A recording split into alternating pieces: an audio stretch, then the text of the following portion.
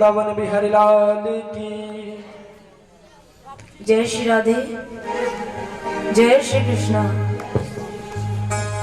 आइए कथा की ओर बढ़ेंगे। महाभारत पूर्ण हुआ।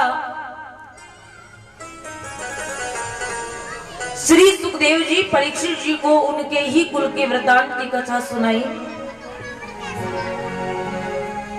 उस पावन कथा को सुनकर के परीक्षित जी कृतार्थ हो गए। पांडव कुल एक ऐसा कुल रहा जिस पर भगवान की एक असीम अनुकंपा रही। किस लिए? क्योंकि धर्म की रक्षा पांडवों ने की। हे राजन, जब युद्ध पूर्ण हो गया और सब धर्म की रक्षा के लिए आगे बढ़े, अब भगवान ने भी अपना कर्तव्य पूर्ण करते हुए कहा कि अब मैं भी जाना चाहता हूं। बहुत समय हो गया, अब समय आ चुका है कि मैं भी हस्तिनापुर को छोड़कर के अपनी द्वारिका नगरी जाऊं। भगवान के सारथी थे दारू। ये जो भगवान के सारथी हैं दारू की, बहुत सुंदर दारू की जो महिमा है वो बहुत सुंदर है। ये एक ऐसे हैं जिन्होंने भगवान का साथ कब छोड़ा? जब भगवान सदागमन जाने लगे।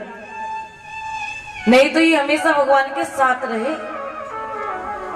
जब भगवान सदागमन जाने लगे तो दारुक ने चरण पकड़ लिए और इनके सारथी दारुक ने कहा, प्रभु मुझे छोड़ करके कहां जा रहे हो? मैं तो हमेशा से आपके साथ ही रहा हूं। आज भी इतनी कृपा करो ना कि मुझे अपने साथ लेकर के चलो। तब भगवान ने दारुक को बहुत सुंदर उपदेश दिया। आत्मन में प्रतिकूलानि परमे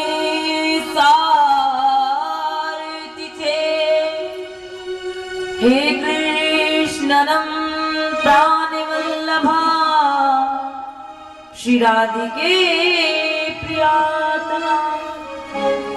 भगवान ने कहा कि जो मुझसे प्रेम करते हैं, जो मुझसे स्नेह करते हैं, वो तन से भले ही मुझसे दूर हो जाए लेकिन वो हमेशा मेरे हृदय में वास करते हैं। जैसे उनके हृदय में मैं वास करता हूँ ना, ऐसे मेरे हृदय में भक्तों का वास है।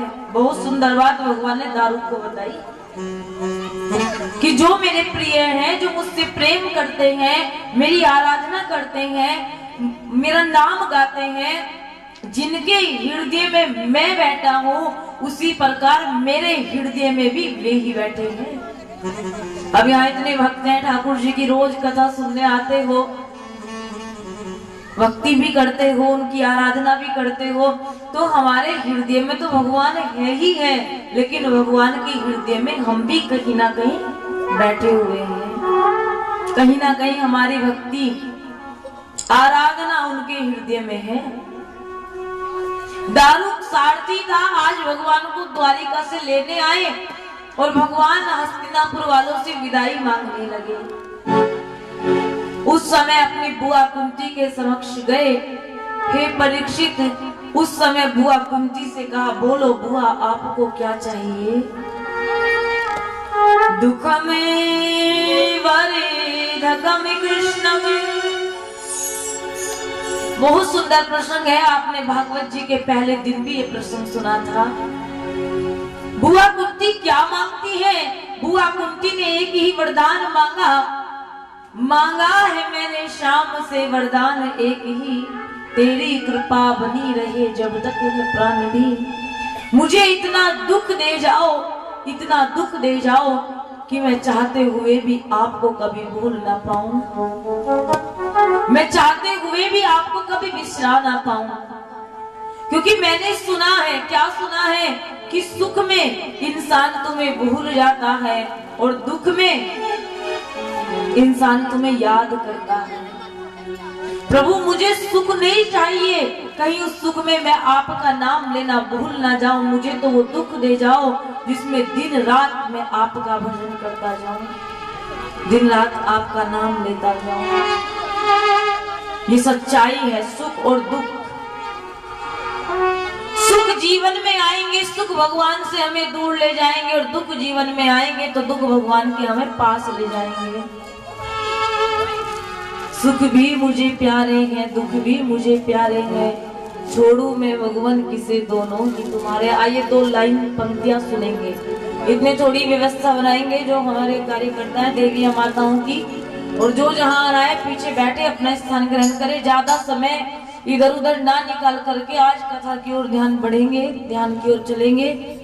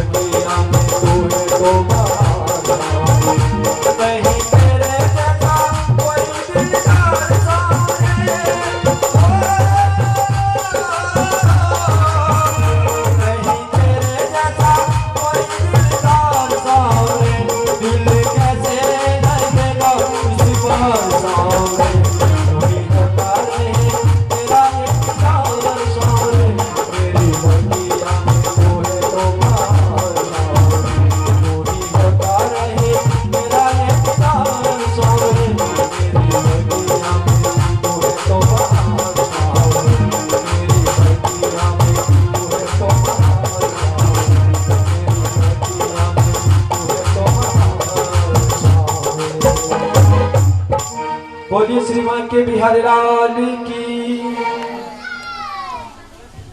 श्री सुखदेव जी कहते हैं परीक्षित, उस समय बुआ कुंती भगवान से दुख मांगती है, कहती है आप पास रहो ना रहो, बस आपकी याद आती जाए।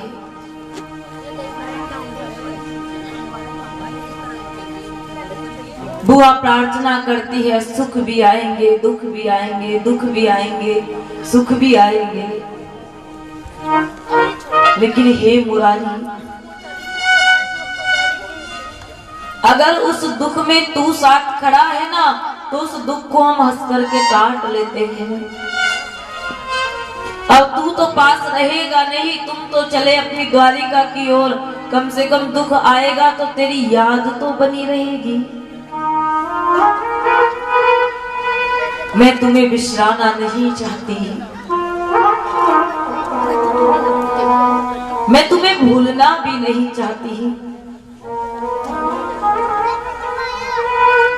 चाहे फिर सुख आए चाहे फिर दुख आए, क्या फर्क पड़ता है। भगवान बुआ की ओर निहारते हैं, हे परीक्षित, भगवान ने बुआ को अपने हृदय से लगा लिया। पता नहीं वो दिन कब आएगा कि जब हम उस कृष्ण को पुकारे और वो अगर हमें हृदय से भी न लगाए तो कम से कम एक बार अपने कमल नयनों से हमें वो देख तो ले, निहार तो ले। एक एक दिन निकला जा रहा है इस जीवन का, एक एक दिन बीत रहा है। रोज बस एक ही आस है कि वो आज मिले, आज बीत गया कल मिले, कल बीत गया परसों मिले, परसों बीत गया, लेकिन धीरे धीरे धीरे धीरे बरसों बीत रहे हैं। हे गोविंद जी, कभी तो इतनी कृपा इस दास पर करो कि एक झलक आपको देख तो ले। महसूस तो रोज करते हैं कि यहाँ कृष्ण है, वहाँ कृष्ण है, ये कृष्ण है, वो कृष्ण है, लेकिन जैसा आपका स्वरूप हमने पढ़ा है, देखा है, एक बार मन है कि स्वरूप को हम साक्षात दर्शन से देखें। बस एक पल ऐसा आए कि आप हमारे सामने हो और हम उस पल को पूरा जीवन ही बना ले और उस छवि को हम अपने नेत्रों में समा ले। कुंती जी का बड़ा सुंदर चरित्र भागवत जी के एकादश स्कंद में और प्रथम स्कंद दोनों में गाया गया, क्योंकि भागवत जी की जो आज से 8 दिन पहले शुरुआत हुई थी वो यहीं से हुई थी। परीक्षित उस समय आप गर्भ में थे, गर्भ में मां उत्तरा के। अश्वत्थामा के ब्रह्मास्त्र की अग्नि से तुम गर्भ में मिट चुके थे, गर्भ में मर चुके थे। लेकिन जब तुम्हारी मां उत्तरा ने कृष्ण को पुकारा, जब तुम्हारी मां उत्तरा ने गोविंद जी को आवाज दी तो गोविंद जी नीज पड़े और तुम्हारी मां उत्तरा की ओर दौड़े और जाकर के कहा, पुत्री क्या हुआ, क्यों रो रही हो? तो उस समय गर्भ में आप मृत अवस्था में पड़े थे। ब्रह्मास्त्र की अग्नि ने तुम्हें जला रखा था। तुम्हारी मां उत्तरा को अपार पीड़ा उस समय हो रही थी और तुम पर भगवान की उस क्षण कृपा हुई और भगवान अपनी माया से तुम्हें गर्भ में पुनर्जन्म देते हैं, इसलिए तुम्हारा नाम परीक्षित पड़ा। परी होता है दोबारा अक्षित, जिसमें दोबारा से प्राण डाले गए वो परीक्षित है। यहाँ परीक्षित इस कथा को सुनकर के इतने प्रेम के वशीभूत हो गए, इतने प्रेम के वशीभूत हो गए। कितनी बड़ी कृपा थी परीक्षित जी पर, जो मां के गर्भ में इन्हें भगवान का दर्शन हुआ। इस वृतांत को सुनकर के महाराज परीक्षित के जो मन का भय था, शोक था, डर था, वो धीरे धीरे नष्ट हो गया।